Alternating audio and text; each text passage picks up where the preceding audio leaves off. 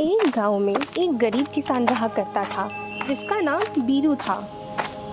वो अपने सेठ के खेतों में काम किया करता था और जितने पैसे आते थे वो उनसे अपना घर चलाया करता था। उसके परिवार में उसकी बीवी सरला और उसकी बेटी नीता रहा करती थी। वे दोनों घर संभाला करती थी। उसका परिवार काफ़ी छोटा और काफ़ी गरीब था, पर वे लोग काफ़ी खुश रहा करते थे।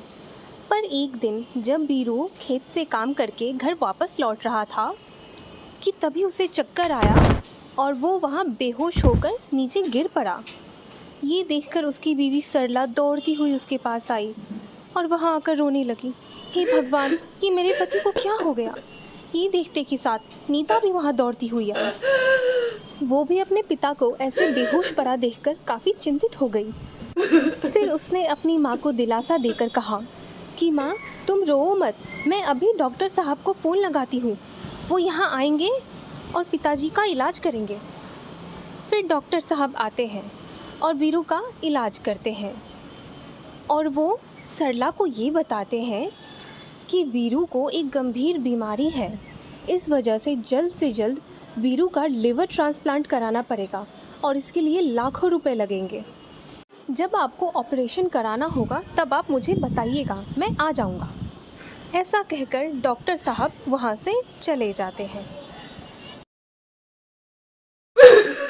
पर सरला हताश होकर रोने लगती है और सोचती है कि यहाँ तो हमारा 2 वक्त का खाना पूरा नहीं हो पा रहा था।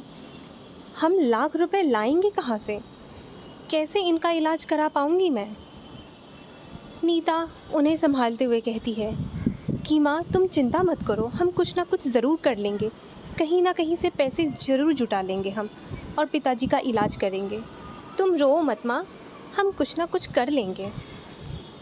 सरला कहती है, आखिर हम कितना भी करें, लाख रुपए तो कभी नहीं जुटा पाएंगे। ज़्यादा से ज़्यादा तुम्हारे दादाजी की ज़मीन बेच देंगे, उससे भी कुछ 20-30 हज़ार ही आ पाएंगे। और अगर खेतों का काम भी मैं संभाल लूँ फिर भी उतने पैसे नहीं जुटा पाएंगे हम।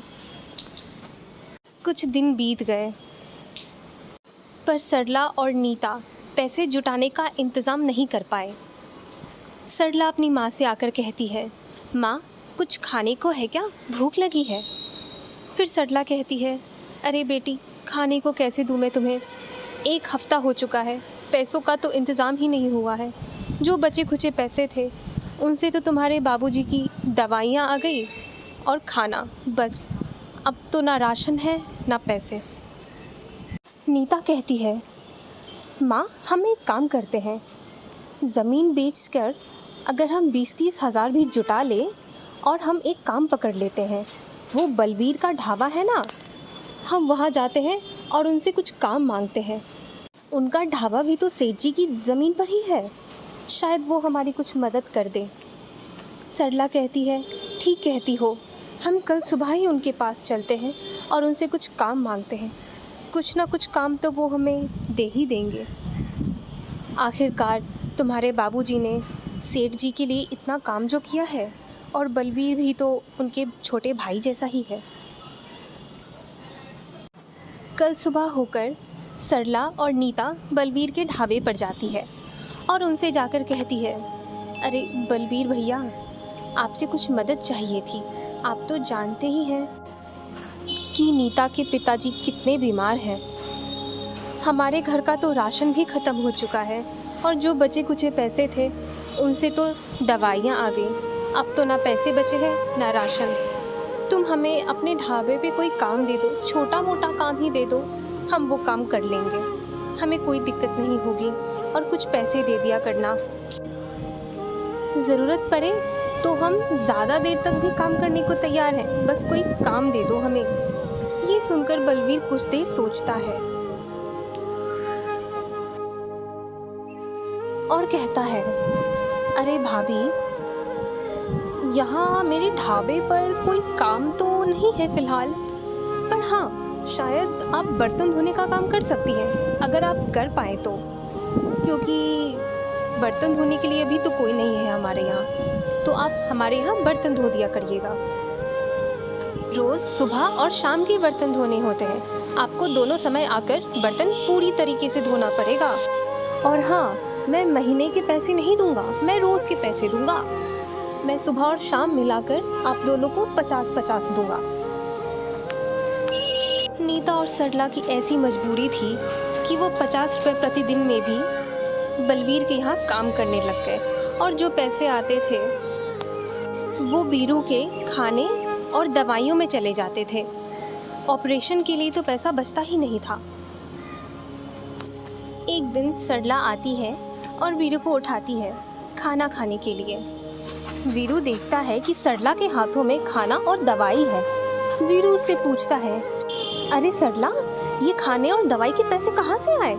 मैं तो खेतों में काम कर नहीं रहा हूँ, सेठ जी तो तनख्वाह दे नहीं रहे होंगे, तो आखिर ये पैसे आए कहाँ से? सरला उसे बताती है कि वो बीरू के ढाबे पर बर्तन धोने का काम कर रही है और उससे प्रतिदिन 50 रुपए आते हैं, और उन्हीं पैसों को थोड़ा मोड़ा जुटाकर घर चलता है और बीरू के खाने और दवाइयों का पैसा हो जाता है। ये सुनते के साथ बीरू को बहुत बुरा लगता है और वो कहता है, हे भगवान, मेरे बीमार पड़ने से तुम दोनों को इतनी तकलीफ उठानी पड़ रही है, इससे अच्छा तो मैं मर ही जाता। मेरी वजह से तुम दोनों को घर के बाहर जाके मजदूरों की तरह काम करना पड़ रहा है। मैंने कभी सोचा नहीं था कि मेरे होते हुए मेरे बीवी और बच्चों को ये काम करना पड़ेगा। सरला बीरू को कहती है, ऐसा क्यों बोल रहे हैं आप? ये सब आपके लिए ही तो है, आपने हमारे लिए इतना कुछ किया है, हमारा भी कर्तव्य बनता है कि हम आपके लिए ये करें। बस आप जल्दी से ठीक हो जाइए, इससे ज़्यादा और हमें कुछ नहीं चाहिए। कुछ दिन बाद जब सरला और नीता वीरू के ढाबे पर बर्तन धोने आते हैं, तब वहीं पर वीरू के पिताजी आते हैं और उन दोनों को बताते हैं कि आज वीरू की तबीयत ज़रा खराब है, तो आज तुम दोनों बर्तन का काम छोड़कर चाय और पराठा बना लो, क्योंकि आज खाना बनाने वाला तो कोई है ही नहीं ढाबे पर, तो आज ये काम तुम दोनों संभाल लो। ऐसा कहकर वीरू के पिताजी वहाँ से चले जाते हैं और सरला और नीता वहाँ पर चाय नाश्ता बनाने का काम शुरू कर देते हैं। वो दोनों ग्राहकों को चाय नाश्ता बांट देते हैं और उनसे पैसे भी लेते हैं। ग्राहक चाय और पराठों की बहुत तारीफ करता है। वो सरला को कहता है, अरे दीदी, तुम इतना अच्छा पराठा और चाय बना लेती हो, हमें तो पता ही नहीं था। तुम्हें तो अपनी एक अलग से दुकान खोल लेनी चाहिए। धीरे ही धीरे दुकान की भीड़ बढ़ती गई। उस दिन नीता और सरला ने खूब सारे पैसे कमाए और भीड़ के हर एक ग्राहकों ने नीता और सरला के खाने की बहुत तारीफ की। तो नीता घर जाकर अपनी माँ को कहती है कि माँ, मुझे तो लगता है उस ग्राहक ने बहुत अच्छा सुझाव दिया था कि हमें अपनी एक दुकान खोल लेनी चाहिए। बलवीर के ढाबे पर बर्तन धोने से तो कहीं बेहतर है ये। सरला हामी भरती और कहती है, ठीक है बेटी, हमने अभी तक जितने पैसे कमाए हैं उनसे हम अपना एक ढाबा खोलते हैं और उससे तो हम अच्छे खासे पैसे कमा लेंगे। दोनों माँ बेटी सोचती है कि कल सुबह ही वो जाकर अपना ढाबा खोलने का काम शुरू कर देंगी, पर उन्हें नहीं पता था कि उनके घर के पीछे बलवीर उनकी सारी बातें सुन रहा होता है और उनकी बातें सुनकर बलवीर को लगता है कि अगर सरला और नीता ने अपना ही ढाबा खोल लिया, बलवीर का ढाबा ठप पड़ जाएगा, उसके यहाँ तो कोई नहीं आएगा। उसे ये बात सोचकर बहुत गुस्सा आता है और वो सोचता है कि नीता और इस सरला का कुछ तो करना पड़ेगा। वो इतनी जल्दी हार नहीं मानता। इसलिए अगले ही दिन शाम को जब नीता और सरला घर पर नहीं थी, वो उसके घर गया और आसपास देखने लगा और सोचता है कि वह अंदर जाके नीता और सरला ने अभी तक बलवीर के ढाबे से जितना भी कमाया है उतना पैसा वो चोरी करके ले आएगा। और वो ऐसा ही करता है। वो घर के अंदर जाता है और सारा पैसा चोरी करके ले जाता है। जब नीता और सरला अपने घर जाते हैं और घर का दरवाज़ा खुला देखते हैं, वो हैरान रह जाते हैं कि घर का दरवाज़ा भी खुला है और घर का आधा सामान भी गायब है, यहाँ तक कि तिजोरी के पैसे भी, जिसमें कुछ 10-20 हज़ार रुपये रखे थे जिनसे वो अपना ढाबा खोलने वाले थे।